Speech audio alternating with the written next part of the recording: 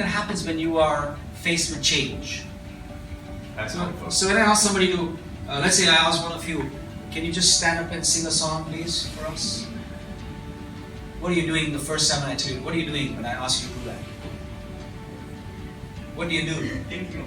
The first thing, well done. The first thing that you do when you're faced with change is you create a response, and that response is the form of thinking, right?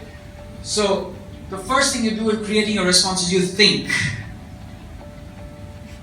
Which is what you did when I just asked you to stand up and sing, right? I was not serious about it, so don't get stressed. Okay, what follows a thought? Action. Okay, good. Just before the action, there's something else also that comes. Before the action. You evaluate the thought, but what else follows the thought? Once you create a thought, what follows it before you get into action mode? Plan. A plan, okay, good. What else follows the thought? The emotion thing. Well done. It's your feelings and then your words and then you have action. You don't straight away get into the mode of action. You normally have a feeling. You have those emotions that actually come with them.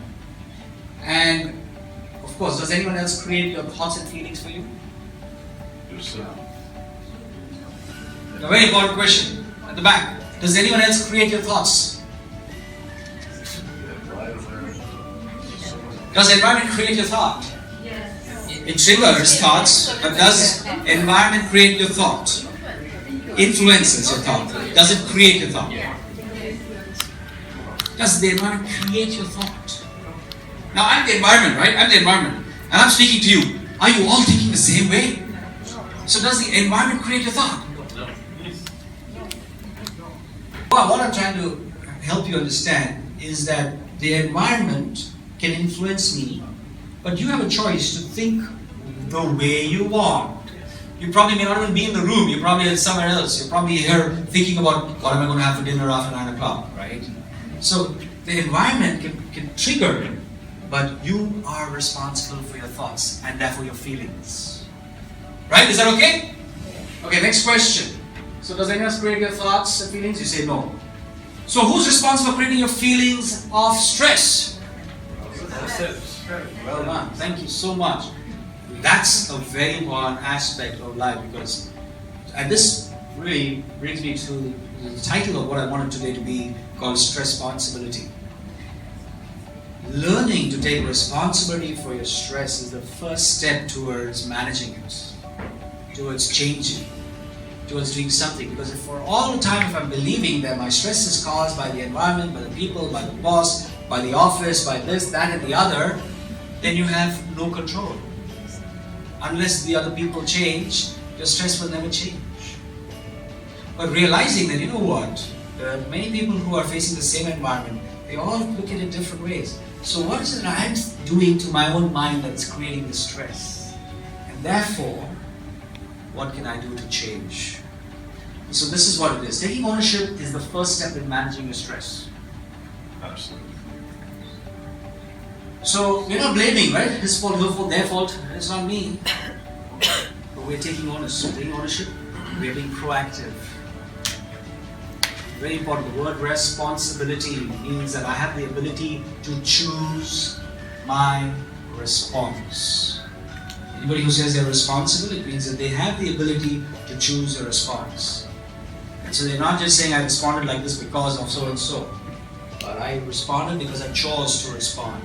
We always have choices in our responses. And so it depends on what is it that I'm choosing while I respond. So one of the biggest factors of stress is that, there's another person out there and I'm here. And I want this other person to change. And I feel that when this person changes, I should be okay with my stress. Until this person doesn't change, I'm going to be stressful. Now tell me, do you have control over other people? No. You have control over other people. No. That's Yes. sort of a fallacy. I don't think we can control. We can motivate others. You can influence others. You can coax others, coach others, train others, teach others, educate others. You can bribe and threaten and even blackmail others. But you cannot control others. Because anybody and everybody will do what exactly they want to do. Their choice. They all have a will. That will is given to us, and they will do what they want to do eventually. So we really don't have that control. But our greatest stress comes when I believe that I can control somebody else, and if they are not under my control and doing exactly as I would want them to do, I feel stressed. And guess what's the one thing that you have 100% control over? Yourself, which is what we're debating and saying, do I really have control over myself? Yes, that's the only thing that I have 100% control over. So imagine I have 100% control over my own self, but how much am I controlling myself? Do you remember your New Year resolution?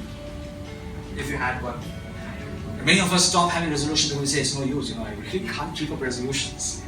So even to control and manage my own self is so difficult. Imagine trying to control somebody else.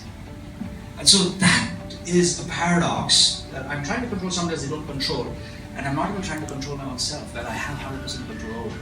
And so most of my stress is caused because I'm trying to do something which is not really possible, and then I feel a feeling of helplessness comes into me.